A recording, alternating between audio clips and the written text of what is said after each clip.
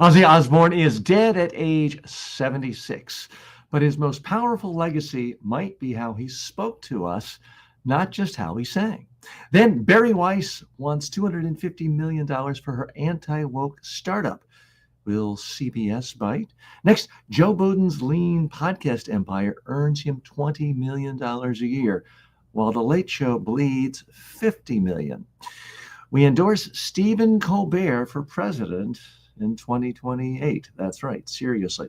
Then Trump dodges or tries to dodge the Epstein scandal with a wild attack on Obama and Clinton. Finally, Steve Bannon shows us how media spin really works by being every reporter's favorite quote machine, even the lamestream media. All that and more today on the Communiverse. Hi, I'm TJ Walker. This is the Communiverse, your daily dive into the top business stories, tech stories, and cultural stories from a communications perspective. We look at these stories through a communications lens, all with the goal of improving your personal success. That's what we're about right here on the show. Thank you so much for joining me. This is a daily show. We're going to hop right in with the top stories of the day. First of all, let's look at Ozzy Osbourne, who did pass away yesterday. Sadly, let's look at the top takeaways from that. Ozzy Osbourne is dead at 76, and somehow the sentence still feels impossible to believe. The Prince of Darkness, as he was known, the man who bit the head off of a bat and turned mumbling into a media career, has taken his final bow. But here's what makes Ozzy extraordinary. His greatest reinvention wasn't musical, it was verbal. It was a form of public speaking. In 2002, the Osbournes made Ozzy's America's favorite confused dad. He turned chaos into charm, dysfunction into relatability, and his own imperfections into an audience connection. He was the highest rated show in MTV history, and it redefined how people communicate vulnerability on camera. He didn't just speak clearly, and sometimes he didn't speak clearly. He spoke honestly, and that made him unforgettable. Rest in peace, Ozzy. You taught us that even if you don't sound polished, you can still speak powerfully. He did speak openly about his ADHD, addictions, Parkinson's disease. And fortunately for him and his fans, he did have a farewell performance just a few weeks ago, less than a month ago. So he was able to really go off in high style. Here's why I'm drawn to this story, because I will confess to you, I was not a fan of his music. Okay, and apologies to any of those who are. I'm not trashing his musical career or his abilities. I just didn't happen to be a fan. But I was fascinated by his willingness to expose himself, try new genres, try new things. So let's not forget, even 23 years ago when he started this reality TV career, he was at an age when most rock stars of his genre, starting in 1970, they were just playing the greatest hits. They were just releasing the best of albums. Here he is essentially starting a whole new career. And some give this credit for starting the whole genre of reality TV. Now, yes, there were other reality shows, MTV, having the real world, but he did really make it popular for celebrities, people already famous, to go on and do new shows. And we see that legacy continuing even today with Alec Baldwin having a reality show and other celebrities. So I give him credit for that. To me, the real lesson here is don't put yourself in one lane. Don't just say, well, I'm a singer, all I can ever do is sing. Or I'm an artist, all I can ever do is art. Or I'm a CEO, all I can do is that. No, you can do a lot of things. You can reinvent yourself throughout your life, even if you don't necessarily have the skills traditionally associated with what everyone does in that particular field. So Ozzy Osbourne was not known as the most articulate person. He mumbled, he stammered, sentences were incoherent, but he said, you know what? I'll do it. I'll go on, I'll speak, I'll let cameras follow me around, I'll explore a new genre. And it created a resurgence to his career. What I also think is important here is he didn't let the fact that he had ADHD, he supposedly had dyslexia, he had all sorts of problems that you would think this is not the profile of somebody who's going to be a TV star, especially a TV star where it isn't just about singing, because his reality show had very little singing, if any, from what I remember. He didn't let that stop him. He didn't say, I don't have traditional credentials. I don't have a law degree or a journalism degree, the way many people do before they start, at the time, started doing a show where they were talking on TV for extended periods of time. He didn't let that hold him back. He built on an extension of what he was already doing. He shared his family life. He kind of pulled the curtain behind and let people know, okay, I play this Prince of Darkness and this wild, crazy guy who bites off bats. That's just a stage performance. I'm really this cuddly, bumbling dad in a long-term marriage. And he wasn't afraid to take people behind the scenes, open up the curtain, be vulnerable, show himself looking foolish, bumbling. He didn't care, and it endeared him to audiences. And too many people, maybe I'm guilty of this, too many people want to show a buttoned up exterior. Right now I'm wearing shorts and Crocs. I don't want to stand up and show you. I'm afraid I'll look foolish. Maybe I should take a page from Ozzy Osbourne and show you warts and all what's really going. And I'll do that from time to time. But today, we're, at least in this segment, we're going to talk about Ozzy. Here's what I really want you to take away from this. Do not tell yourself, just because one part of your career is fading, that's it. Try something completely new. Now, it might not be reality TV, but maybe it is a podcast. Maybe it is a YouTube channel. Maybe it is, if you were a management consultant and you now start writing teen fiction. I don't know. Try something new. If you fail, you fail.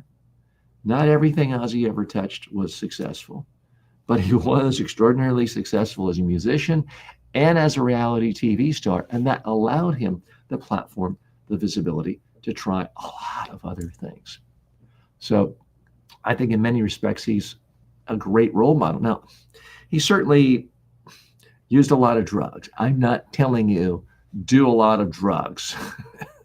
That's not the message here. But he still lived only, 3.5 years shy of 80. That's by historical standards, that's an extraordinarily long life. Did he perhaps shorten his life with some of his addictions and habits?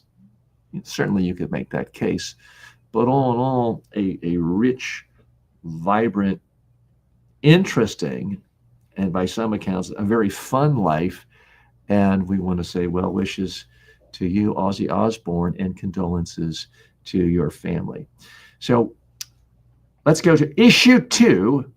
Bari Weiss wants $250 million for her new media venture, the Free Press. Bari Weiss wants up to $250 million for her media startup, and she's already talking to CBS owner, Paramount owner, David Ellison. That's not bad for 3-year-old Substack. Substack, if you're not familiar with it, is an online platform where she puts out a newsletter, and she has a whole collection of conservatives of varying stripes, sort of non-mainstream liberal media types, putting out newsletters. Weiss has built the Free Press with 1.25 million subscribers, 155,000 of them paying $100 a year, up to $100 a year. That's over $15 million annually before ads, events, and licensing fees. She's pitching Ellison a loyal, anti-woke, that's her positioning, digital native audience that legacy media has struggled to reach.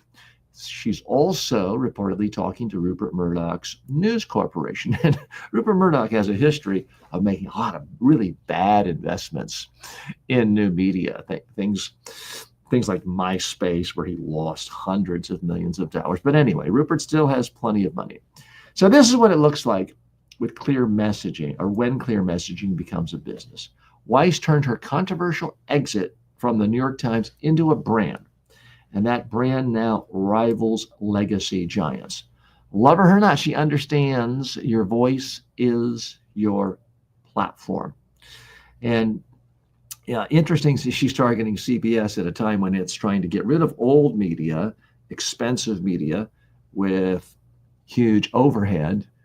The Colbert show, the late night show starring Stephen Colbert, she's going after the same people with a cost structure that's much lower. She's building into her brand that she's anti-woke, very pro-Israel, and has Gen Z appeal.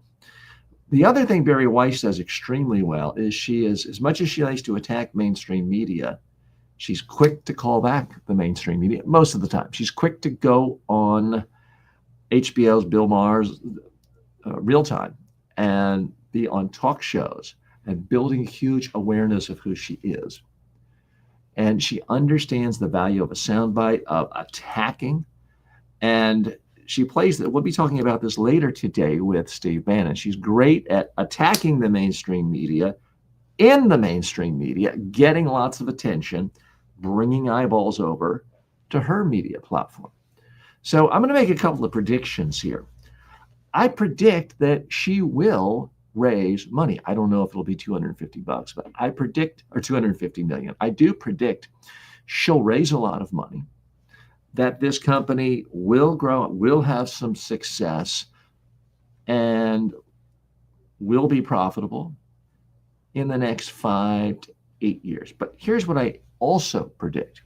We've seen this time and time again with companies like BuzzFeed, Vice, Vox. New media companies start, they get a lot of buzz. They talk about how new and exciting they are, and they get a lot of attention. Money's thrown at them. But then they become a little too big for their britches. They start growing more. The stars start getting bigger salaries. They want more assistants. They want more limos. They want more editors. They want more PR. Before you know it, things become bloated. The cost structure gets higher and higher. The profit margins get smaller. And then all of a sudden, one tweak, whether it's Google, whether it's Spotify, whether it's YouTube, something changes, and all of a sudden revenues go down, and the costs are more than the revenues, and profits dissolve. We've seen this time and time again, not just with old traditional broadcast media and radio stations and radio networks that have been around for 100 years, but we've seen this in the last 10, 15 years with countless online publications that become, the fresh, new, shiny it girl, it boy, get a lot of attention, and they just can't sustain themselves because their cost structure is too high. I think the future is really more like what I'll be talking about in issue 3 today, Joe Budden, solo creators who have a lean staff and have extraordinarily high profit margins. I mean, that's what I'm trying to do with this show. So forgive me for talking at my own book and sounding self-serving. I think it's a real problem when you start raising money. You create so many expectations from investors who want not to do a little bit better than what an index fund does. They want 1, 2, 3, 5, 10 times return on their investment. You spend so much time talking to investors that you can stop doing what your core business is. So I think the model is really more someone like a Tim Dillon, a comedian whose politics I don't necessarily agree with, but he's got a really, really lean show, and it's almost all profit. Someone like a Joe Rogan, lean show. He's certainly not spending a lot of money on fact checkers or researchers. Lean show, lean operations, and it's just swimming in massive piles of cash. And it didn't take a lot of investors, or as far as I know, any investors, to get that going. So there's a part of me that thinks that Bari Weiss, she's obviously very shrewd, savvy journalist, savvy self-promoter. But I think at some level, she's still buying into this concept of I need to be a big institution like the New York Times, even though I don't like the New York Times. She's buying into that idea, and it's overly complicated. I believe the future of the media world is through things like Substack, but it's through bootstrapping strong individual voices who start creating, start monetizing, and they fairly quickly get to the point where revenues are more than cost, and they pocket the rest, and then they can grow and grow and grow and be sustainable forever. And that's the problem with something like the late night show with Stephen Colbert. As much as I think it's awful that he was canned just a couple days after trashing Trump and trashing his own bosses for paying bribes to Trump, it looks bad. But I also think there is something to the idea of CBS saying to their new owners, okay, we realize you don't really want to have this financial millstone around your neck of a show with 200 staffers losing $40 to $50 million a year. So we'll just clean the books for you now before you really take over. I do think that is the overwhelming reason. Could they have gone to Stephen Colbert and said, look, we want to cut your salary in half and go from 200 employees to 70 employees, and let's make this work for the next 5 years? They could have done that. They didn't do that. Instead, they just wiped the whole thing clear. Bari Weiss is not planning on having 200 staffers for every show or every columnist. She's going to have a much leaner operation. But I still think it is a mistake to go out and spend all your time raising venture capital when you could just grow internally and organically and have a stronger long-term foundation where you can't be canceled, you can't be sold off, and you can't implode. Let's say hello to some of our friends joining us today. Matthew joining us. Matthew, good to see you. Thanks for saying hello. And let me know what top stories you're looking at today. Also, we have Hospital joining us and saying a few self-promotional things, and that's okay as well. If you're watching this show for the first time, thank you for joining me. This is the Communiverse. This is your daily dive into the top business, technology, and culture stories looked at through the lens of communication skills, all with the goal of building your personal success. I'm TJ Walker. For decades, I have done communication skills training with top Wall Street leaders, business leaders, Fortune 500 executives on how to communicate more effectively. And I've worked with presidents of countries, prime ministers, and Miss Universes, all on personal development, building, and communication skills building. I'm now teaching you what really goes on behind the scenes to help you improve as well and to make you more successful. So if you have any questions and you're watching on YouTube, on Twitch, on Facebook, on LinkedIn, go ahead and post them and I'll be happy to address them. And if you're watching this on demand, post comments wherever you're watching this show or listening to this show. And realize that we are in sort of a test phase right now. The show is going to be launching officially September 2nd, 2025. We'll have more music, bells and whistles, production, stingers, and all of that. So we're in kind of a quiet stealth mode right now. But it's okay for you to tell people about it. It's okay for you to subscribe on YouTube or any other platform when you're watching this. It's okay to sign up for notifications and to leave comments as well. And I do want to thank you very much for stopping by and spending a little time with me today. We're going to switch over now to story 3, issue 3. And it is another media-related story because it involves technology, it involves culture, and it involves media, things that I know you, since you want to be successful, do in fact care about. So let's dive into this, very much related to the last story. Joe Budden runs a podcast network that makes $20 million a year with only 30 staffers. He's got full control and a waterfront condo studio. Now, I have to confess, I was not familiar with him until I read about him in a major New York Times story this week.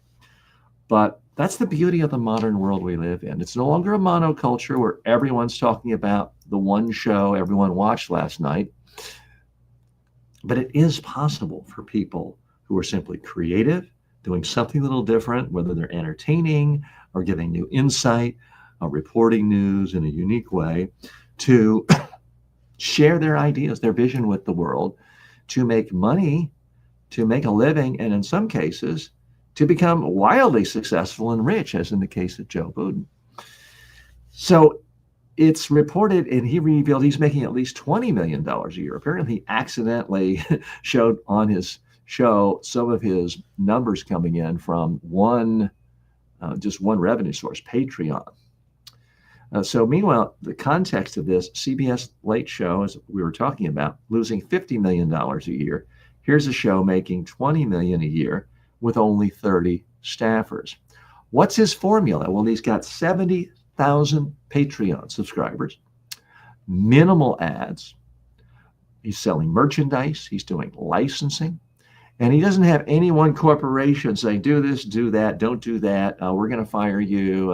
We're going to put you on a. He is the corporation. He is the man at the Joe Budden show and the Joe Budden media empire. And that's something that, frankly, is very appealing to a lot of people, creators.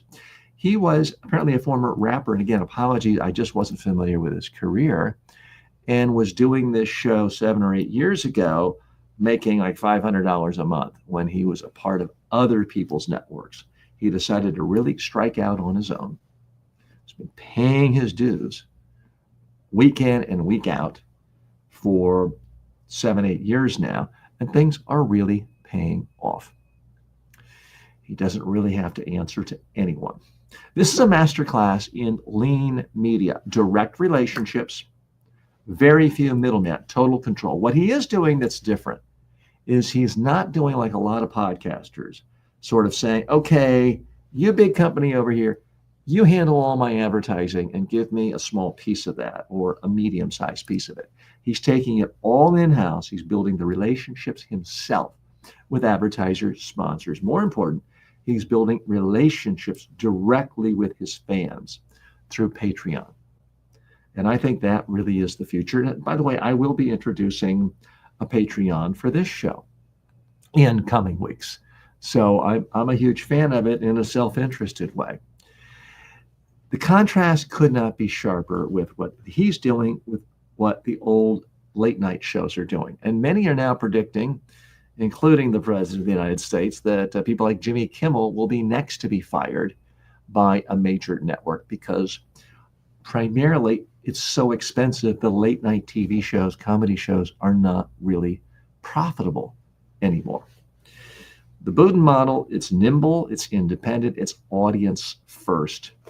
He has complete creative control. I do think this is the future of the media. Now, I could be wrong, but in all the research I've done, I haven't seen that Joe Budden has taken on investors, which means he can focus his time on making a show and dealing directly with an advertiser, a sponsor, a membership fee. He doesn't have to deal with all these bigger companies and investors and appeasing them and showing double-digit growth every quarter. He doesn't have to get lost in all of that, because it's very hard to be a great content creator and be a network executive. It's a different skill set.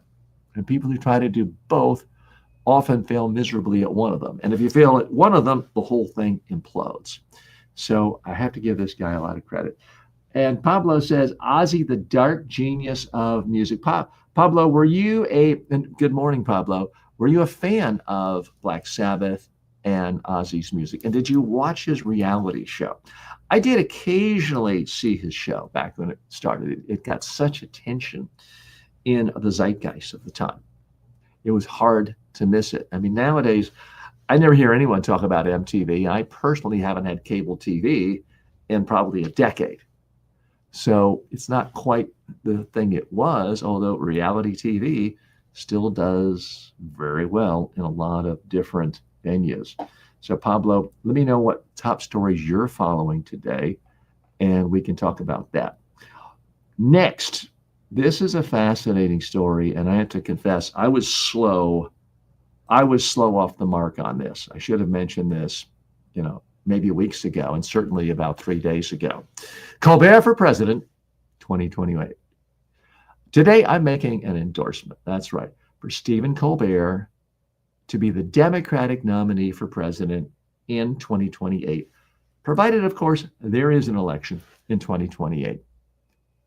And I think that's about a 50-50 proposition right now. I want to give credit to an author over at Daily Kos, which is a website, sort of an aggregator of a lot of Democratic thinkers. They laid out the case pretty cogently.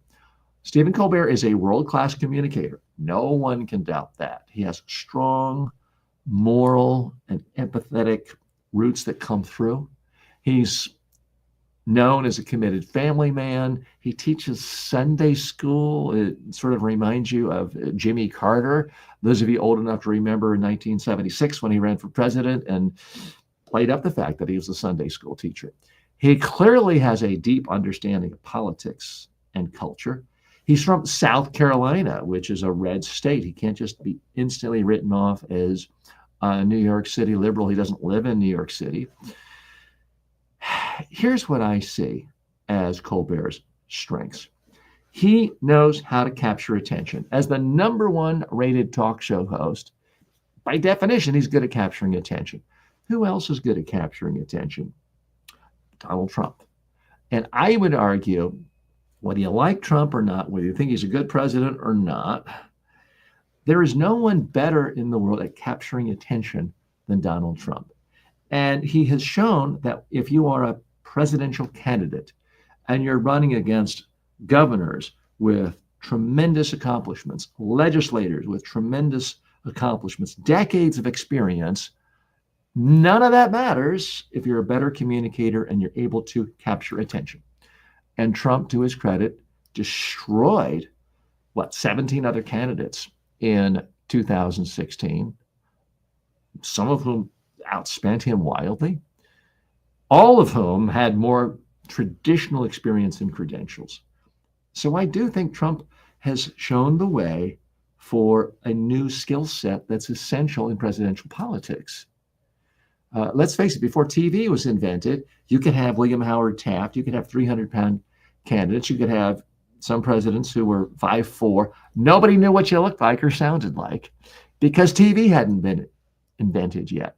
So the skills that are necessary to become a successful presidential candidate change over time. I don't think any serious scholar or observer of American politics could doubt that. What I'm contending, and it's a little bit controversial now, is that the skills have now changed as a requirement to be a successful presidential candidate, and that you have to be good at social media. You have to be good at getting attention. One way, which Trump has shown brilliantly, is if you just attack often enough, hard enough, facts be damned, you'll get more attention. But another way you can do it and not make up stuff and be honest and be factually accurate is through humor. Well, who better at deploying humor in a political context than Stephen Colbert? There's no one in the world better at it. So that's why I would argue that his credentials are superior to a number of Democratic governors and senators who have impressive legislative careers and impressive public policy accomplishments.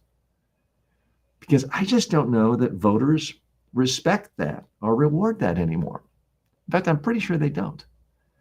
And I'm also convinced that if the Democrats nominate a traditional governor who's sort of mainstream and moderate and likable and good war record or something like that, the conservative media establishment and Trump and whoever he picks to run in his stead, whether it's Donald Trump Jr. or if he just convinces the Supreme Court to give him an exemption so he can run for a third term, regardless of what happens, I'm convinced he's going to do a great job of trashing, vilifying, and attacking any kind of traditional Democratic nominee.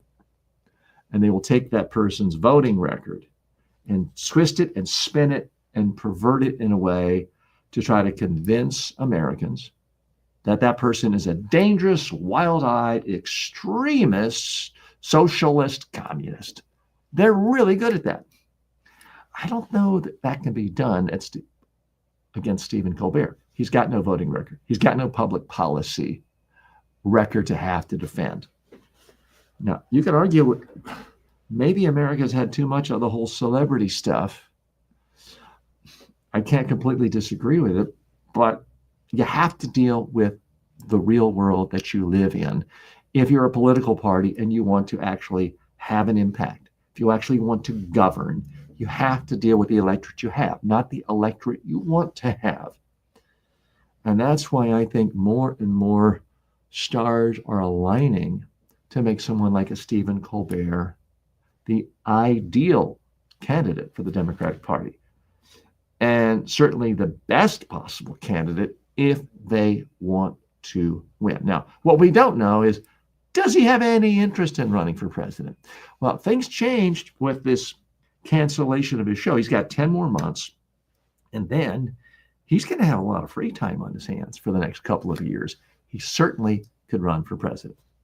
And he's also in a situation where I don't know his net worth, but he has to be worth close to 100 million at this point if he's done any kind of savings and any kind of investing.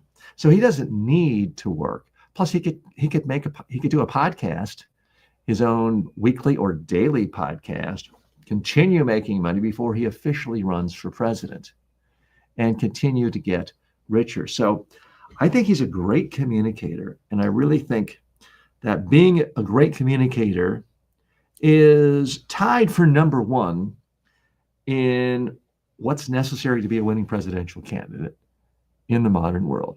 And I say tied because there's two parts of this. It's being a great communicator and having the ability to capture attention. You can be a great communicator in the traditional sense of speaking well, being articulate, making a clear argument, being understandable, but that's only half the equation. The other half is being able to, hold a flag over here to the media and the public and say, hey, look at what I've got right here. Look at what I've got. And nobody in the world is better at that than Donald Trump. But Stephen Colbert is pretty good at it too, in a way that I certainly don't see other potential Democratic candidates doing. Doesn't mean they couldn't build, but I just think it's a reality that if you're off being a governor, you can't sit around brainstorming and tweeting provocative things, attacking people, and funny things, attacking your enemies. You're busy actually governing, and it's important. We need good governors. We need good senators if this country is going to continue as a country. But it doesn't necessarily help you get votes. And here's my challenge, and the challenge of any observer of politics, is there could be a tendency to fight the old wars. The old war says the Democrats need someone who is a moderate centrist from a southern state, someone like a Bill Clinton, someone who's not too liberal, someone who's male, white, Christian, and heterosexual. That's kind of the traditional thinking. And it might still be accurate. But that's one war. When you look back at 2016, Trump broke every single model of what all the Republican poobahs said is their ideal candidate. They wanted a governor.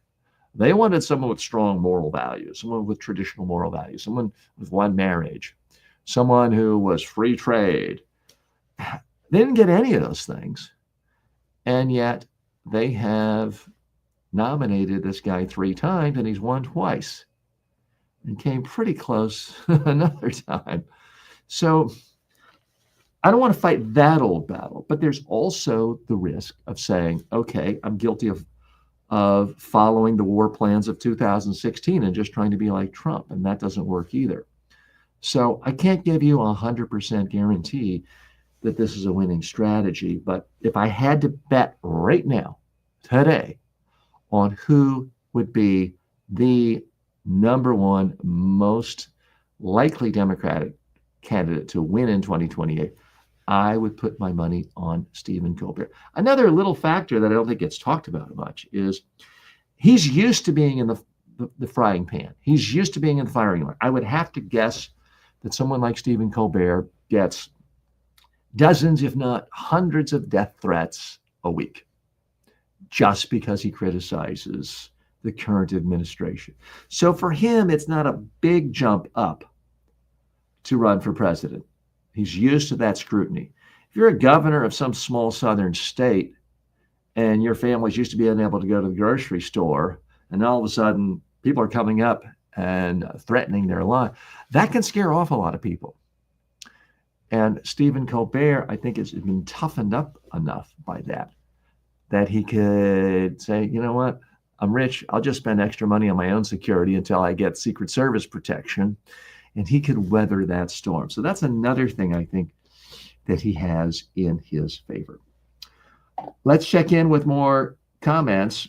Pablo is saying, not publicly, I was at excellent Catholic school. It was a youth's sin. And I apologies, I forgot if I'd asked you a question and what that relates to. Pablo says skills are budget. President ad mortem, we have something in sunny Mexico. I was so impressed with the bat head stuff.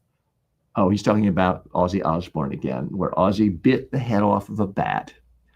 And that was something people simply did not forget because it made him seem so outrageous, crazy, off the wall. And to his credit, he admitted on his reality show that that's just an act. I'm not some, satanic worshiping devil. That's just a character I play. It's kind of like a professional wrestling character. So let's go to story 5 today. This is, frankly, a bizarre story on the one hand. On the other hand, it's kind of a normal daily story these days. Donald Trump deflects or attempts to deflect Epstein questions by attacking Obama and Clinton. Now, I'm trying to keep this show focused on top business, technology, culture stories. But when you have an authoritarian in the White House every day trying to take over every aspect of business and technology and culture, it's hard not to talk about this. So this is not a pure political punditry show. I'm trying to analyze things through a communication lens. But yes, opinions can come out and you might not always agree with them. That's okay. I'm okay with you not agreeing with me. I hope you can at least be okay with the idea that I'm giving you my best analysis as I see it as objective through a communications lens, even though we may have different policy or political persuasions. Now, under pressure over resurfacing photos and questions about his ties to Jeffrey Epstein, President Trump yesterday unleashed a series of explosive accusations, claiming Barack Obama committed treason and led a coup attempt with Hillary Clinton. Speaking in the Oval Office, Trump dismissed the Epstein scrutiny as a, quote, witch hunt. Well, we've heard that phrase before. Then launched into a tirade demanding prosecutions of Obama, Biden, Hillary, James Comey, and others. He cited a controversial report by DNI Tulsi Gabbard that contradicts the bipartisan Senate finding that Russia favored Trump in 2016. Again, a little background. Marco Rubio, not some liberal Democrat, but Marco Rubio, the current Secretary of State, when he was in the Senate, came out with a report concluding that Russia favored Trump in 2016, took a lot of specific actions covertly to try to help Trump win. That doesn't mean that there was meetings with Trump and he was their stooge and it was all manipulated together. But yes, they found lots and lots of facts and research showing that Russia did all sorts of things to favor Trump. Now, Obama's office called the claims ridiculous. I'm glad to see Obama finally speaking out occasionally. I wish he'd speak out more. Well, CNN published new photos of Epstein attending Trump's 1993 wedding. I mean, every single day, there's either more photos, more video of Epstein and Trump, books of them together, drawings, things that seem like love notes between Trump and Epstein. The ties are getting stronger and stronger and stronger the more people dig. Not from liberal Democrats, not even from traditional mainstream media, but from conservative media outlets like the Wall Street Journal, coming out with more and more linkage. These guys appear to be linked at the hips or linked at something for years and years and years, especially, as Trump pointed out, their love of beautiful women, especially on the young side. Not my words. President Trump's words. Now, Trump's deflection strategy has escalated into a broader campaign of retribution, including security clearance revocations, media targeting, and calls for criminal charges against former officials. The message is clear. Don't ask about Epstein, or you will be added to an enemies list. And talking about Obama and Clinton and others as guilty of treason somehow. So on the one hand, it can be easy to kind of relax and say, none of this is real.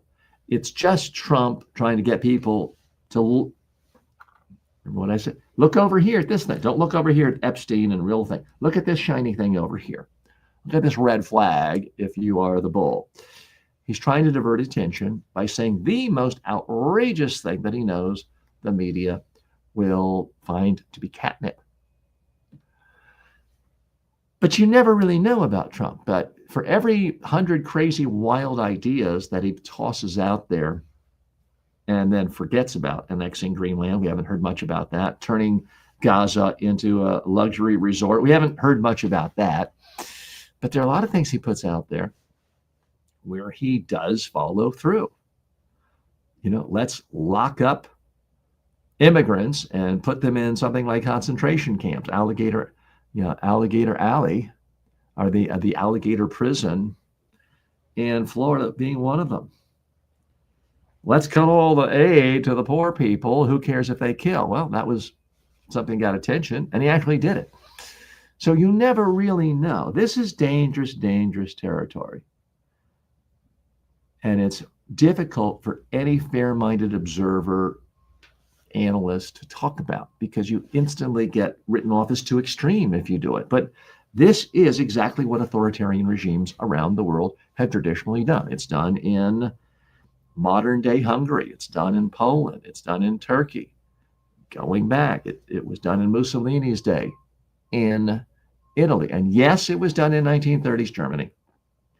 This idea that anyone who doesn't support you politically, we're going to use the power of the state to accuse you of horrible crimes, trumped up crimes, and then we'll either put you in prison or muzzle you or attack you or deport you in some cases, as Trump is alleging. So this is a serious, serious breach of democratic norms and standards. And by democratic, I mean little d.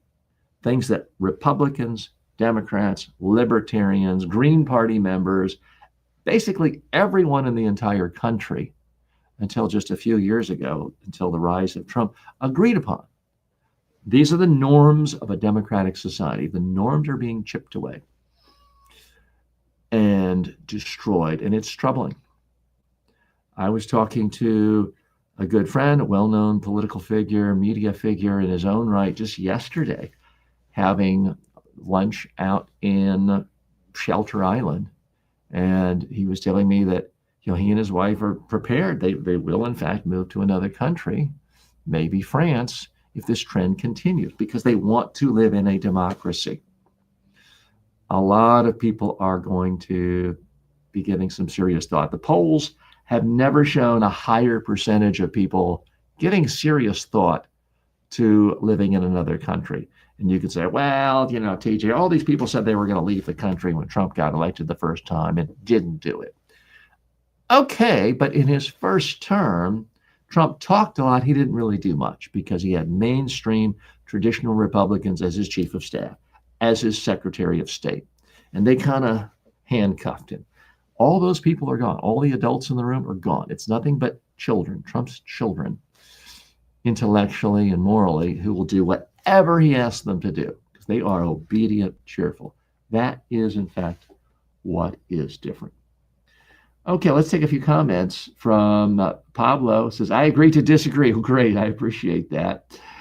And saying we, and a few other comments that I'm trying to make out. So Pablo, thank you so much for joining me today, and Matthew and Hospital and others. If you're watching this on demand, please leave your questions, your comments. I would love to talk with you. So who am I? I'm TJ Walker. This is Communiverse. This is your daily dive into the top news stories related to business, technology, and culture, looked at through the lens of communication skills, all with the goal of boosting your personal success. I typically try to hit about 5 main stories per day. And we've been doing this every day now for several weeks. And the goal is to make it so fun for you and for me that I do it every day forever, or as long as I can be alive, until I guess I can turn the tables over, hand the show over to my digital clone, which if you don't know what I'm talking about, please go to tjwalker.ai and you can see my video interactive clone. You can rehearse your next speech, your media interview with it. You can rehearse your sound bites with it. You can do all those things, and it's absolutely free to get started. You don't even have to give a name or an email address if you want to ask it text questions. So please check out tjwalker.ai. Speaking of sound bites, that does lead us to the next and final story of the day regarding Steve Bannon and the art of media spin. While Trump dodges Epstein questions, Steve Bannon, his former top strategist, former White House official, is feeding the press exactly what they need on cue. This week, the New York Times, the Washington Post, CNN, and Political all ran stories saying Trump had flipped the Epstein scandal into a MAGA rallying cry. And guess what? They all quoted the same guy, Steve Bannon, who texted them media-ready lines like, "We are finally on the offensive." That's what was quoted in CNN. "MAGA is united, the deep state and Murdoch," the Washington Post. This galvanized the base, the New York Times. So this is how the media spin actually works. You don't hide from reporters. You feed them what they're looking for, quickly, clearly, emotionally. The lesson: the loudest media critics are often the best communicators. So Steve Bannon is the host of The War Room. It's one of the most wildly successful podcasts. It's hugely influential in the MAGA world, arguably the most influential one. He's on for 4 hours a day. It's sort of a clearinghouse for every good idea, bad idea, kooky idea, and conspiracy in that world. And he spends a lot of time talking about how horrible, biased, evil the New York Times is, the CNN is, the Washington Post. But here's the thing people don't really pay close enough attention to. If anyone from those media outlets, any reporter, any editor needs to get a perspective or reaction from someone pro-Trump, they know they can call, text, send a smoke signal to someone like Steve Bannon. He's back instantly. He's very accessible. And it works to his advantage because he understands the media. He's a smart, savvy guy. You can make the case he's done horrible things for our country and given a lot of awful advice to Trump, but I don't think any serious person would. I mean, first of all, he was an early investor and he makes money from Seinfeld, so he can't be that dumb. He's a graduate of the Harvard Business School. Doesn't mean he's a genius, but he clearly understands media. And he understands that you can attack someone all day long as horrible, evil, corrupt, lying, and then turn around and pick up the phone and do an interview with them, and they will still quote you in a way that builds your brand, that helps get your message across, that helps politically what you're trying to do, that helps your political team. You can do that. He understands that in a way where the opposite is not really true. If a right-wing organization like Breitbart or Fox News calls a Democrat or leading liberal, typically they're less likely to call back because for a couple of reasons. One, they don't want to give oxygen to the story. And two, they feel like anything they say will be distorted in such a way as to make them look like fools and imbeciles. And I think there is a lot of credence to that. Can you make the case that more Democrats should be like Steve Bannon and reach out constantly to get their quotes? Yes, you can. And someone like former Transportation Secretary Pete Buttigieg does a good job of that because he'll go anywhere. He'll go on Fox News constantly. He understands if you just show up, get your opinion out, the media will cover you. But I don't see anyone doing it on the Democratic liberal left side nearly as effectively as Steve Bannon and a lot of conservative commentators. They play both sides of the fence. They're constantly talking to their own base, attacking the mainstream media as nothing but corrupt and fake. But they're the first ones to return a call to get their perspective, which they presumably think is honest and true, and it gets in the story every time. Now, what Bannon does well, and what Trump does well, is they understand if you want to get quoted, attack. There's a lot of different soundbite elements in the world, structural things that will get you quoted. Humor is one of them. Stephen Colbert is the master of that. Asking rhetorical questions can get you quoted. Giving vivid examples can get you quoted. Emotion can get you quoted. But the easiest way to ever get quoted is to attack. And if you look at any quote you see in almost any publication coming from Trump or Bannon, there's always an attack, quite often packaged with emotion, sometimes packaged with such an over-the-top attack, it's also humorous, at least to some people.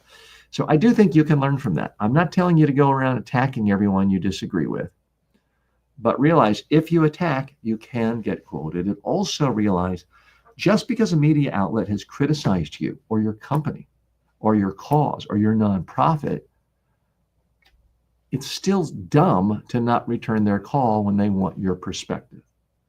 Because most media outlets, they want a bigger story. They want to at least seem to be fair. Therefore, they are going to give you some space in the story. So return the call, return the text, return the tweet, and concisely spell out what you're for. And ask yourself, is that really interesting the way you have positioned it? Because that generally is what will get you in the story. So those are the top stories for the day. I want to thank you for joining me. We've had a few more comments come in. I want to make sure I'm getting it. So Pablo says, I was so impressed with the bat head off. Years have passed and people still remember it. Talking about Ozzy Osbourne. Traditional marriage, woman-man is already problematic. If you add a different factor to something, and let me go ahead and bring this over so you get a little better eye contact from me. I'm working from 3 screens today, as I often do when I'm in the home studio. So I want to be respectful to what Pablo said. And wow, something happened in my comments section because I just saw them. And Pablo, for whatever reason, I can't go back to your comment. It has just disappeared. So apologies for that. Pablo says, and Udemy, great deal. So Pablo, I believe one of my students on the Udemy platform. If you are looking for great deals on online courses, media training, public speaking training, personal developments, habit building, you can always go to my website, mediatrainingworldwide.com. You can also go to platforms like Udemy and just type in my name, TJ Walker. I want to thank you for spending time with me today.